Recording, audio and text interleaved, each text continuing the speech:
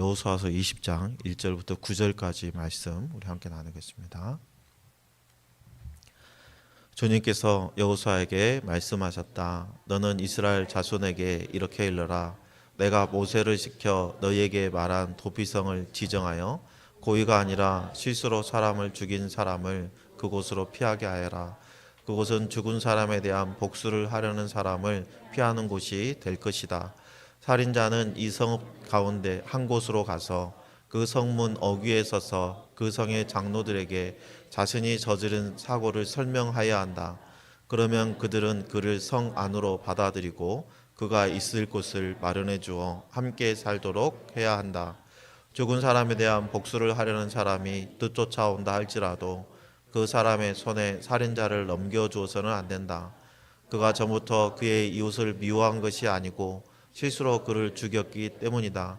그 살인자는 그 성읍에 머물러 살다가 회중 앞에 서서 재판을 받은 다음 그 당시에 대제사장이 죽은 뒤에야 자기의 성읍 곧 자기가 도망 나왔던 성읍에 있는 자기 집으로 돌아갈 수 있다. 그래서 그들은 요단강 서쪽 지역에서는 납달리 산간 지방에 있는 갈릴리의 게데스와 에브라임 산간 지방의 세겜과 유다 산간 지방의 기랏 아르바 곧 헤브론을 도피성으로 구별하여 지정하였다. 또 여리고 동쪽 요단강 동쪽 지역에서는 르우벤 지파의 평지 광야에 있는 베셀과 갓 지파의 길앗 나목과 므낫세 지파의 바산 골란을 도피성으로 구별하여 지정하였다. 이 성읍들이 이스라엘의 모든 자손이나 그들 가운데 살고 있는 애국인 가운데서 누구든지 사람을 죽였을 때에 그곳으로 피하여 회중 앞에 설 때까지 죽은 사람에 대한 복수를 하는 사람의 손에 죽지 않도록 하려고 구별하여 지정한 도피성이다. 아멘. 우리가 살아가는 사회는 참 실수에 대해서 굉장히 엄격해요. 그래서 어려서부터 상대평가에 익숙해져 있어서 그런지 실수에 대해서 민감하게 반응합니다. 특히 우리나라는요, 사업하다 실패한 사람들이 다시 재기하는 것이 너무너무 힘든 사회 시스템을 가지고 있죠. 특히 교회 안에서의 시선도 너무 보수적이어서요. 실패를 감싸줘야 되는데 도리어 정죄하는 경우가 빈번하죠. 교회는 실패한 사람이 다시 일어설 수 있도록 돕는 그런 사람들의 모임이 돼야 되죠.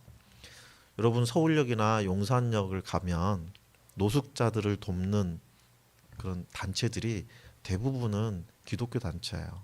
교회가 하고 있는 일이거든요. 사회적 약자들은 수없이 실패하고 낙심해서 넘어져 있는 경우가 허다합니다. 그럴 때 누군가 다가가서 그 사람에게 작은 힘이 되어주고 희망을 불어넣어준다면 다시 일어설 수 있게 되는 거죠.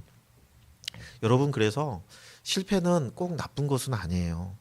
성도는 실패를 통해서 볼 수 있는 긍정적인 면을 볼 수 있는 힘을 가지고 있어야 합니다. 여러분 보시기에 빼빼해가지고 뭔 힘이 있을까 싶은 우리 피아노 반주자요. 태권도 합기도 유관자예요. 놀라셨죠? 그런데 싸움 잘 못한답니다. 왜 그런가 하면요, 합기도를 배우러 가잖아요. 그럼 다른 사람을 때리는 기술을 가르치는 것이 아니라요, 내가 넘어지는 방법, 상대방이 공격할 때 어떻게 방어하는지 방법을 가르치거든요. 합기도 가면 낙법을 배웁니다. 수없이 넘어져서 무릎에 시퍼렇게 멍들어오고 다치지 않게 맞는 법을 배우고 오거든요. 유도도 마찬가지예요. 유도 배우면 당장에 사람을 확 매다쳐가지고 또 힘을 발휘할 것 같지만 유도 배우러 가잖아요. 한 달이고 두 달이고 넘어지는 것만 가르칩니다. 낙법을 배워요. 제가 검도를 배울 때는요, 검도 죽도를 손에 딱 쥐어주고 죽도를 잡는 법을 알려주고요, 그걸로 어디를 때리는 게 아니라요, 스텝을 밟게 하더라고요. 한 달 내내 죽도만 휘두르는데 누구를 때려본 적이 없어요. 어디를 부딪혀 본 적이 없어요. 종아리가 아리백일 정도로 스텝만 밟힙니다. 그러다가 한 석 달쯤 지나는데 드디어 대련을 시켜준대요.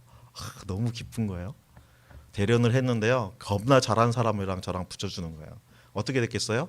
뒤지게 맞았겠죠. 손목 시퍼렇게 멍들고 머리 남북 나고 뭐 옆구리 시퍼렇게 멍들고 대련할 때마다 무서운데 한 달에 한 번씩 대련을 계속 시켜주시는 거예요. 어떻게 됐을까요? 맞는 법을 배우는 거예요. 안 아프게 맞는 방법. 맞아도 어떻게 상대방의 칼을 피할 수 있을까? 맞아도 안 아프게 맞고 잘 피할 수 있는 방법을 먼저 배우는 거예요. 그리고 나서 타격하는 법을 가르쳐 줍니다. 여러분, 패배라는 것, 실패라는 것을 통해서 실력을 쌓아갈 수 있고 그러한 실력을 쌓아서 성공의 발판을 마련하는 거죠. 여러분, 호신술을 배우러 갔는데 넘어지고 맞는 훈련을 한다는 것은 어떻게 보면 실패를 먼저 배우는 거예요. 무조건 이기고 그저 앞서 나가야 되고 1등 해야지 살아남는 사회라고 우리는 그렇게 생각하고 우리 자녀들에게도 그러한 삶을 강요를 하죠. 그런데 정말 배워야 하는 거는요, 실패에 대처하는 방법이에요. 잘 넘어지는 법을 배우고 넘어져도 다시 일어나는 법을 배워야 돼요. 여러분, 넘어진 적이 없는 사람, 실패의 경험이 없는 사람이 더 위험합니다. 맞아요. 왜 그러냐면요, 넘어졌을 때 일어나는 법을 배우지 못했기 때문에요. 사람은 언젠가 한번 넘어지거든요. 아들이 처음 자전거 배울 때 여러분도 그런 기억이 있나 모르겠네요. 아들이랑 자전거를 데리고 공터로 나가서 아들이 자전거 탈 때 뒤에서 딱 잡아줍니다. 흔들흔들 하는 거 잡아주고 같이 뛰어요. 조금 달리잖아요. 그러면 어느 정도의 아이가 중심을 잡습니다. 그럼 손을 한 번씩 조금씩 놓쳐. 그러다가 손을 안정히 놓고 막 이제 같이 뒤에서 뛰어가기 시작해요. 그러면 얘가 뭐라 그래요? 아빠, 손 놓지 마! 그러죠. 잡고 있어. 잡고 있어 하고 뛰죠. 그러다가 넘어지려면 딱 잡아주고. 그리고 어느 순간 보면 내가 뒤따라가지 않아도 혼자 자전거 잘 타고 다니죠. 하나님이 우리를 그렇게 보세요. 하나님 우리를 그렇게 붙잡아 주세요. 오늘 본문은 실패한 인생들이 다시 기회를 잡을 또 할 수 하는 하나님에 대해서 말씀하고 계세요. 하나님께서는 실수하는 우리들에게 다시 기회를 주시는 분이세요. 오늘 본문을 통해서 실수와 실패를 반복하는 인생이 어떻게 다시 기회를 잡고 그 기회를 누릴 수 있는지 깨달아 알고 우리도 우리에게 주시는 기회를 붙잡고 승리의 삶을 살아가는 귀한 시간 되시기를 예수님의 이름으로 축복합니다. 고대 근동의 사회 풍습 중에 하나는요, 눈에는 눈, 이에는 이라는 동해 복수법이라는 것이 있었어요. 그래서 가족이나 친척이 피해를 당하잖아요. 그러면 친척 중에 고엘이라는 걸 정합니다. 복수해 주는 사람, 피해 보복을 할 수 있는 능력 있는 사람을 지정해서 그 사람으로 하여금 피해 당한 사람의 피를 보복할 수 있게끔 권한을 위임해 주는 거예요. 그 사람이 아무나 죽이면 안 되겠죠? 가해자를 찾아서 죽입니다. 이 가해자가 도망가잖아요. 도망가면 끝까지 쫓아가서 죽이거든요. 복수 혈전이 일어나기 시작하는 거예요. 과도한 복수 혈전으로 인해서 억울하게 죽은 사람이 생길까요? 안 생길까요? 그렇죠. 억울하게 죽는 사람이 생기는 거예요. 이것을 방지하기 위해서 하나님께서 이스라엘 백성에게 주신 제도가 도피성 제도입니다. 이러한 도피성은요, 이스라엘에 총 6군데가 있었어요. 먼저 요단 서편에는 유다 지파의 헤브론, 에브라임 지파의 세겜, 그리고 북쪽 납달리 지파에 있는 게데스가 있었고요. 요단 서쪽으로는 루벤 지파에 속하는 베셀, 중간에 있는 갓 지파에는 길르앗 남본, 제일 북쪽은 므낫세 지파 반지파에는 바산 골란이었어요.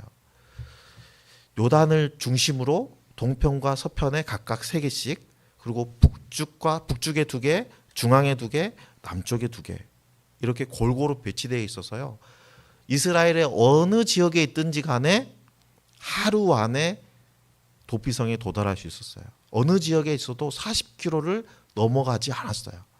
40km는 사람이 걸어서 하루 만에 도달할 수 있는 거리거든요.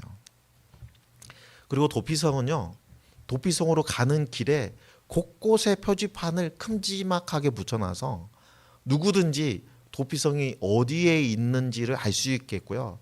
도피성으로 가는 길도 잘 정비해서 잘 찾아갈 수 있게끔 유도를 했습니다.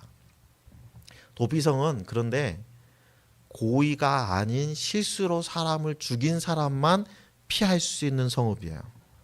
율법에 따르면 살인한 사람은 반드시 죽이라고 했잖아요. 만약에 살인자가 도망했다면요, 피해 보복자, 즉 고엘은요, 그 살인자를 찾아 나섰고 그 살인자를 어디서 찾든지 간에 만나면 찾아서 죽여야 됐어요. 그러나 실수로 사람을 죽게 한 경우에는 도피성으로 도망갈 수 있었어요. 도피성으로 피했다고 해서 그의 죄가 사면되는 건 아니에요. 레위기 5장에 보면 모르고 범한 죄에 대해서도 반드시 속건죄와 속죄죄를 드리라고, 그래야지 그 죄를 사함받을 수 있다고 명기하고 있거든요. 실수로 하나님의 말씀에 불순종하는 죄를 지었어도 속건죄나 속죄죄를 드려야 돼요. 레위기 15장에 보면요, 그것이 회중이 모르는 가운데 실수로 저지른 것이면 온 회중은 송아지 한 마리를 번제물, 곧 주를 기쁘시게 하는 향기로 불살라 바치고 거기에 딸린 곡식 제물과 부어드리는 제물도 규례대로 바쳐야 된다. 또 순염소 한 마리를 속죄 제물로 바쳐야 한다라고 말씀하고 계세요. 실수로 지은 죄라 할지라도 번제와 속죄 제물과 전제로 그리고 숫송아지와 함께 드리게 돼 있고요. 그리고 그걸로 끝나는 게 아니고 순염소 한 마리도 같이 바쳐야 했어요. 27절에 보면 만일 한 개인이 실수로 잘못을 저질렀다면 그는 1년 된 암염소 한 마리를 속죄 제물로 가져와야 한다라고 말씀하십니다. 아주 작은 잘못이라도, 아주 작은 죄라도 그것을 사함받기 위해서는 암염소 한 마리를 속죄 제물로 드려야 한다는 거예요. 여러분, 제물의 양이 결코 가볍지 않습니다. 제가 어릴 때는요, 집에 염소나 송아지를 키웠어요. 학교 갔다가 돌아오는 길에 송아지는 제 몫이죠. 염소는 제 몫이에요. 학교 갈 때 염소 끌어다가 풀 먹을 만한 데다가 놔두고, 송아지 끌어다가 말뚝 박아놓고 그리 가죠. 누가 훔쳐가는 사람 없습니다. 학교 갔다 돌아오는 길에는 됐고 집에 오죠.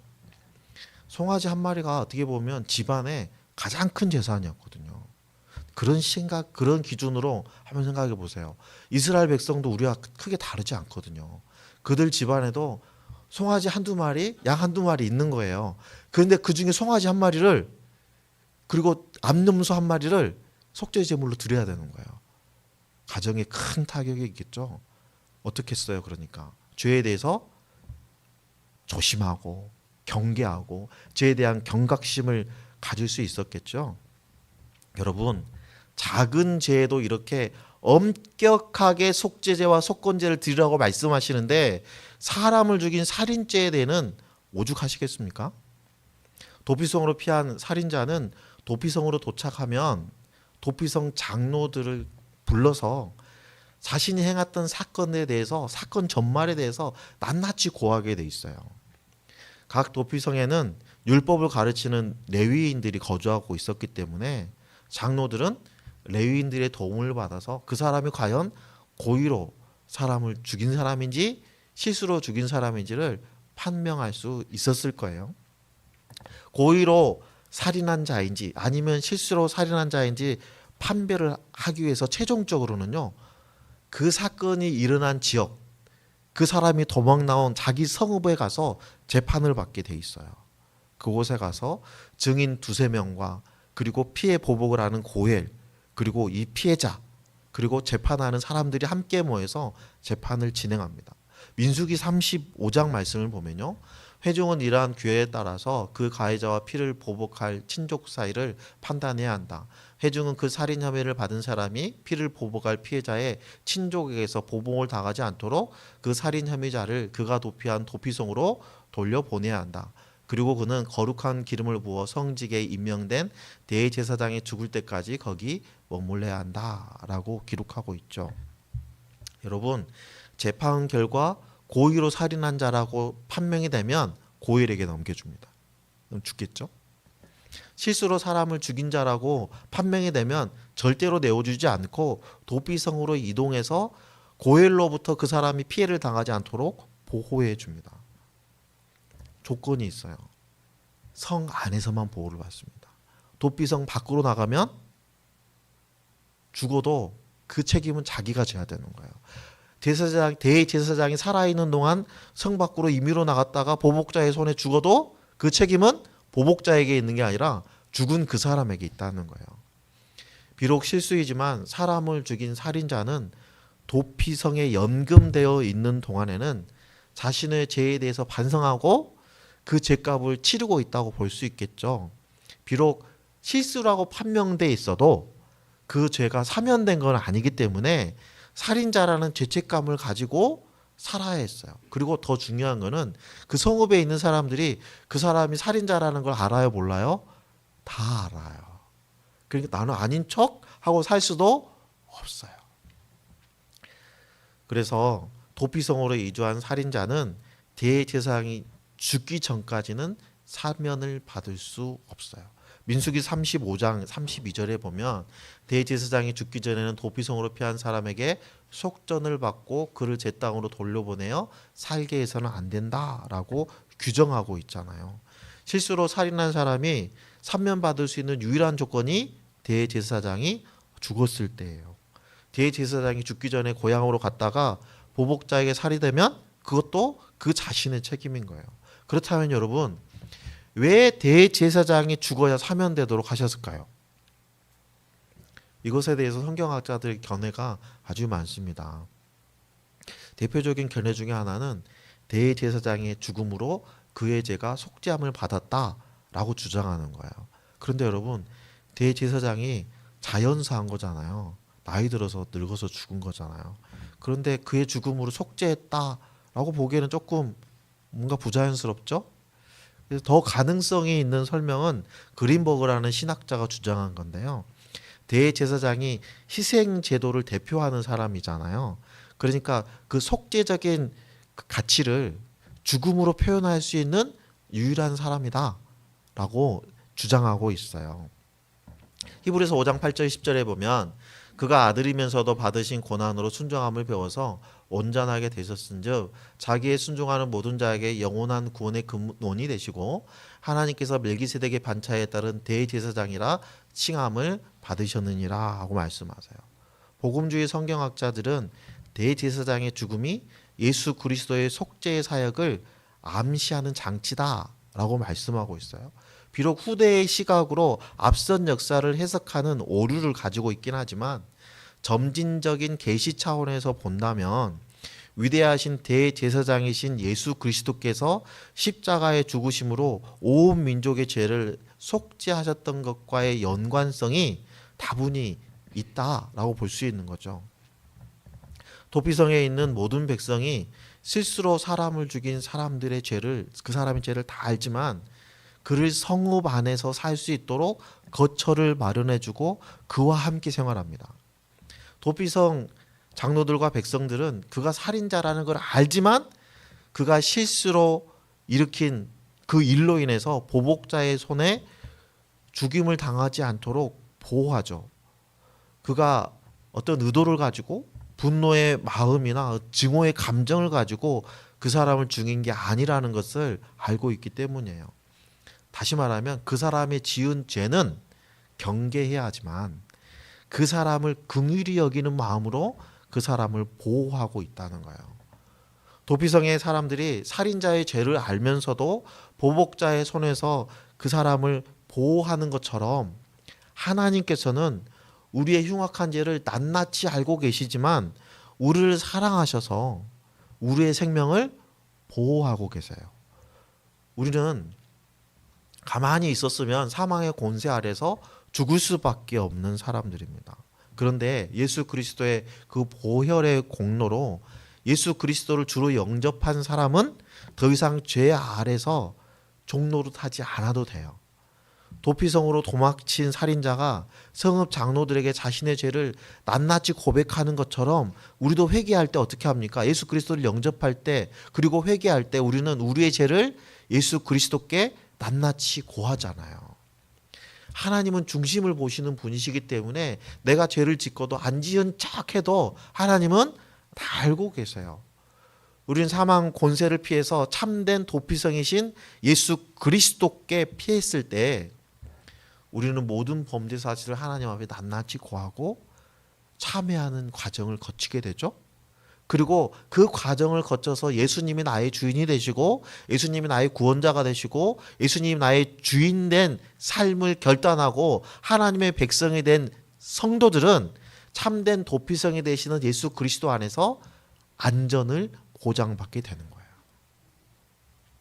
대제사장이 죽은 후에 고향으로 돌아간 살인자는요, 자신의 죄를 속죄하기 위해서 율법이 전한 대로 속전을 내고 또 속죄제를 지내야 했어요. 그러나 우리는 우리의 죄를 사하기 위해서 양이나 염소를 잡아서 송아지를 잡아서 뭐 속죄제나 속건제를 드릴 필요는 없습니다. 왜냐하면 예수 그리스도께서 단 한 번에 우리의 모든 죄를 지시고 속죄 제물로 드려졌기 때문이에요. 그래서 우리가 죄 사함을 받기 위해서 따로 속죄제를 드리지 않아도 됩니다. 히브리서 7장 27절에 보면 그는 다른 제사장들처럼 날마다 먼저 자기 죄를 위하여 희생 제물을 드리고 그 다음에 백성들을 위하여 희생 제물을 드릴 필요가 없습니다. 그는 자기 자신을 바쳐서 단 한 번에 이 일을 이루셨기 때문입니다 라고 말씀하시고요. 10장에 보면 모든 제사장들은 날마다 제단에 서서 직무를 수행하면서 똑같은 제사를 거듭 드리지만 그러한 제사가 죄를 없앨 수는 없습니다. 그러나 그리스도께서는 죄를 사하시려고 단 한 번의 영원한 유효한 제사를 드리신 뒤에 하나님 오른쪽에 앉으셨습니다 라고 말씀하고 계세요. 우리의 모든 죄를 사하시는 생명의 주님께서 지금도 살아 역사하시고 계십니다. 따라서 주님께 피한 성도들은 주 안에서 지금도 변함없이 안전을 보장받을 수 있는 거예요. 하나님께서는 도피성 제도를 통해서 실수로 인생을 망칠 수 있는 상황에서 다시 일어설 수 있는 기회를 주고 계시는 거예요. 그리고 하나님께서는 살인자가 자신의 무죄를 변호할 수 있는 기회도 확실하게 보장해 주십니다. 이러한 도피성 제도를 통해서 이스라엘 사람들뿐만 아니라 이스라엘 백성들 중에 거하고 있는 외국인들도 동일하게 도피성 제도의 혜택을 볼 수 있게 되어 있어요.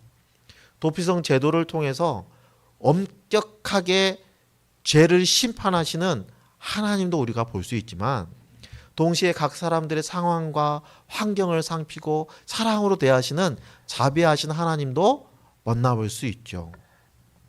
범죄자의 생명이라 할지라도 아끼시고 억울하게 죽음당하지 않도록 보호하시는 하나님의 생명 사랑, 생명 존중의 마음을 오늘 도피성 제도를 통해서 확인할 수 있습니다.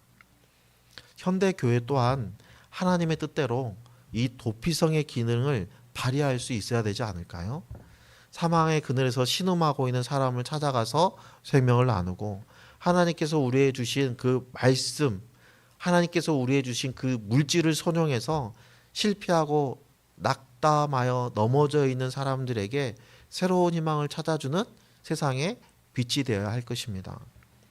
실수로 살인한 사람에게 도피성은 한 줄기 희망이고 안전한 거처가 될 수 있었을 것이죠. 마찬가지입니다. 우리는 사망의 권세를 피해서 참된 도피성이신 예수 그리스도께 피할 때 주 안에서 안전을 보장되게 되고 주님이 주시는 생명을 지켜낼 수 있습니다. 우리는 이 평안과 생명을 나누는 성도들입니다. 이스라엘에서 장막과 성전은 일시적인 피난처 역할을 했었어요. 성경을 보면 요압은 살기 위해서 성전 안에 제단의 뿔을 닦고 있었고요. 아도니아도 살기 위해서 목숨을 보존하기 위해서 솔로몬의 칼을 피하기 위해서 제단 안에 들어가서 성전의 뿔을 닦고 있었습니다. 그러나 성전은 장기적인 피난처를 제공할 수는 없죠. 우리 교회도 일시적인 피난처는 될 수 있습니다. 그러나 영원한 피난처는 될 수가 없죠. 참된 피난처, 영원한 피난처는 예수 그리스도 한 분밖에 없습니다. 그러므로 교회를 통해서 또는 목장을 통해서 예수 그리스도를 만날 수 있도록 힘쓰는 그런 분위기를 우리는 만들어야 되는 거예요. 그렇게 하려면 우리가 어떻게 해야 될까요? 믿음의 지체들 가운데도 실수하는 지체들이 있지요? 그런 실수하는 지체들을 볼 때 그렇게 했다고 타박하고 정죄하는 것이 아니라 그럴 수 있어. 괜찮아. 하고 격려해 줘야 돼요. 그리고 혹시라도 갈등이 생길 수 있는 여지가 있잖아요. 그 갈등에는 정말 실수해서 일어나는 갈등도 있지만 오해로 일어날 수 있는 갈등도 있잖아요. 그래서 그 사람의 말 들어보지도 않고 그 사람을 내가 심중에 정죄하는 것이 아니라 양쪽의 말을 다 들어봐야 되겠죠. 오해를 풀어줘야 됩니다. 우리는 합평케 하는 주님의 제자들이잖아요. 성도들이 혹시라도 성도들 간에 억울한 일을 당하지 않도록 우리는 서로 연합해서 서로를 도와야 하는 거예요. 우리는 불완전한 인간이에요. 언제든지 실수할 수 있잖아요. 여러분, 다윗도 실수했고요. 믿음의 조상이라는 아브라함도 실수했어요. 여러분, 베드로도 가슴이 사무치는 실수를 한 적이 있죠. 그래서 예수님께서 베드로에게 오셔서 3번이나 내가 나를 사랑하느냐 물으셨고, 베드로에게 다시 사명을 취할 수 있는, 다시 일할 수 있는 기회를 주셨잖아요. 이 세상에서 실패를 경험하지 않는 사람이 있을까요? 40대 초반에 금신 좋은 부부가 있었어요. 서로 맞벌이 하면서 내 집 마련의 꿈을 날마다 꿈꾸면서 점점 가까워지는 그 꿈을 소망하면서 살아가고 있었어요. 근데 어느 날 아내가 눈이 불편하다는 거야. 그래서 병원을 갔는데 심각한 상황이었어요. 그래서 여러 번 수술을 했지만 결국은 실명하고 말았습니다. 남편은 이 실명한 아내와 같이 산책도 하고 또 아내가 직장 생활을 계속 하겠다고 결단을 하니 또 직장까지도 날마다 데려다주고 데려오는 그런 삶을 살았어요. 자기도 직장 생활하면서 저 아내를 위해서 상당히 많이 헌신을 한 거죠. 한 1년 정도 지났어요. 남편이 아내에게 말합니다. 직장이 당신 직장이랑 정반대라 당신 데려오고 데려다주고 데려오고 하는 게 너무 힘들어. 오늘부터는 당신 대중교통을 이용해서 가. 내가 오늘은 첫날이니까 버스 정류장에 데려다 줄게. 버스 정류장에 데려다 줬어요. 그날부터 아내는 지옥길이 시작됩니다. 잘 안 보이잖아요. 넘어지고 깨지고 부딪히고 버스 정류장에 가면 옆에 누군가의 사람에게 몇 번 왔어요? 라고 물어봐야 되고 또 턱이 제대로 안 보이니까 계단 턱에 걸려서 넘어지고 부딪히고 몸에 온통 멍자국이 가득합니다. 그렇게 실수 연발의 세월을 2년이 지나고 나니까 이제는 대중교통을 이용하는 것도 출퇴근하는 것도 굉장히 숙달이 돼서 실수의 기가 확연히 줄어들었어요. 어느 날도 이 아내가 버스를 탔어요. 그런데 그날은 운전기사 뒤에 앉았는데 운전기사가 이 아내한테 그런 거예요. 오늘은 남편분이 안 타셨네요. 항상 남편분이 같이 타셔서 옆에 지켜보시고 내리시면 같이 내리셔서 회사 가는 뒷모습 보시면 손 흔들리시던데 오늘은 무슨 일이 있으셨나 봐요. 그 말에 아내는 펑펑 울었어요. 그동안 나의 실수를 통해서 내가 온전한 삶을 살아갈 수 있도록 지켜보고 있었다는 그 남편의 마음, 그 남편의 마음을 알았기 때문에 그 노심초사하는 남편의 마음을 알았기 때문에 펑펑 울 수밖에 없었던 거죠. 하나님께서도 우리를 그렇게 지켜보고 계세요. 우리 인생은 실수의 연속이잖아요. 그런데 실패를 두려워하면 결코 성공할 수 없어요. 실패를 경험하며 넘어짐을 긍정적인 면으로 바라볼 수 있는 사람은 풍성한 삶을 살아갑니다. 여러분, 실패하지 않도록 막는 것이 중요한 것이 아니라요. 실패하더라도 실패와 절망으로 인해서 아주 넘어지지 않도록 하는 것이 중요한 거예요. 한 영혼 구원하기 위해서 열심히 섬기는데도 열매가 없는 것은 실패가 아니에요. 신앙생활 열심히 한다고 하는데 계속해서 실패하고 한다고 해서 인생의 낙오자가 되는 것도 아니에요. 우리는 인간이기 때문에 실패하는 겁니다. 당연한 거예요. 믿음 생활을 하면서도 우리는 넘어질 수밖에 없어요. 그래서 우리는 매주 하나님 앞에 나와서 회개하잖아요. 하지만 하나님께서는 회개한 우리에게 뭐라고 하셔요? 너 저번 주에도 똑같은 거 했지? 하고 책망하시나요? 그렇지 않으시잖아요. 하나님 앞에 나와서 우리 회개하면 하나님께서는 또다시 기회를 주십니다. 우리가 실패할 때 대적마귀는 우리한테 뭐라고 하나요? 봐. 내가 그럴 줄 알았어. 너 이제 끝장이야. 그렇죠? 하지만 하나님 뭐라 그랬어요? 괜찮아. 앞으로 잘하면 되지. 너가 그동안 살아온 길을 봐봐. 너 이만큼 발전했잖아. 앞으로 더 잘할 수 있어. 우리는 누구의 음성을 들어야 되죠? 사단 마귀의 음성을 듣고 나는 못해 해야 돼요? 아니면 하나님의 음성을 들어야 됩니까? 우리는 어떤 경우에도 하나님의 음성에 귀를 기울여야 합니다. 우리는 실수를 두려워하지 말고 실수를 통해서 나를 만나주시고 실수를 통해서 나를 살려주시는 주님을 바라보고 주님을 만날 수 있어야 돼요. 오늘 우리는 도피성 말씀을 통해서 실수하는 사람을 보호하시고 새로운 삶을 허락하여 주시는 하나님의 사랑과 그 은혜를 살펴보았어요. 이제 우리는 하나님께 받은 그 사랑과 그 은혜를 흘려보내는 삶을 살아야 됩니다. 그렇게 결단하고 실천해야 돼요. 우리에게 주신 그 기회를 살려서 온 땅에 하나님의 사랑이 충만케 하는 삶을 살아야 합니다. 광야의 길을 걷는 누군가에게 용기를 주는 성도가 되기를 원합니다. 실패라는 걸림돌에 넘어져서 낙심하고 절망하는 사람들에게 희망의 빛을 비추어주는 목장이 되기를 소망합니다.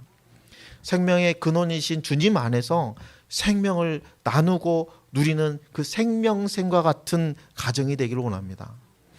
함께 가족에 대해서 영혼을 먹이고 살리는 사명을 감당하는 빛고울 교회와 그 성도들이 다 되시기를 소망합니다. 오늘 이후에 하나님의 음성에 귀를 기울여서 순종함으로 실패한 우리에게, 실수하는 우리에게 다시 기회를 주시는 그 하나님을 바라보면서 하나님께 영광 돌리는 삶을 살아가는 저와 여러분들의 하루하루가 되시기를 예수님의 이름으로 축원합니다.